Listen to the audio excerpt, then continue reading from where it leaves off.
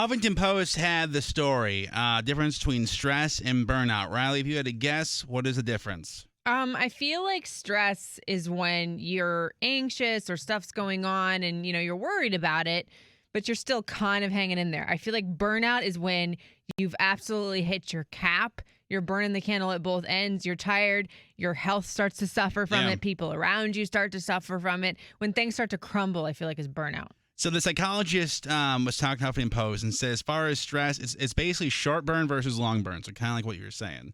We feel stressed when our mental, physical, or emotional reserves are pushed past their comfort level, which I guess that makes sense. Sometimes that can be good. Yeah, I think getting out of the comfort zone and just like I think stress means you care about something too. I've always heard about that. On the other hand, burnout is a response to extended amounts of stress that only leave you both mentally and physically drained, but also clinically detached and less effective.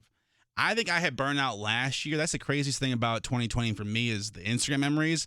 Where like last year, I think that there was a period of like January to June where I was maybe home 2 weekends in that period because I was just traveling a lot, and then the burnout happened, and it was the worst. I imagine as a single mom, when you moved up here with this Lair being a year old, you must have gone through burnout the entire time. 100%. I think that's the most burnout I've ever been in my life. And I used to always say, like, I don't have time for the mental breakdown I deserve. But it wasn't good for anybody because if I don't survive, the kid doesn't survive, the career doesn't survive. So I really had to start doing some hot yoga and like really taking some stock into taking care of myself. What was that quote? I don't have time for the mental breakdown I deserve. I don't have time for the mental breakdown I deserve. Like literally, I full on deserved like a psychotic break, but I didn't have time for it.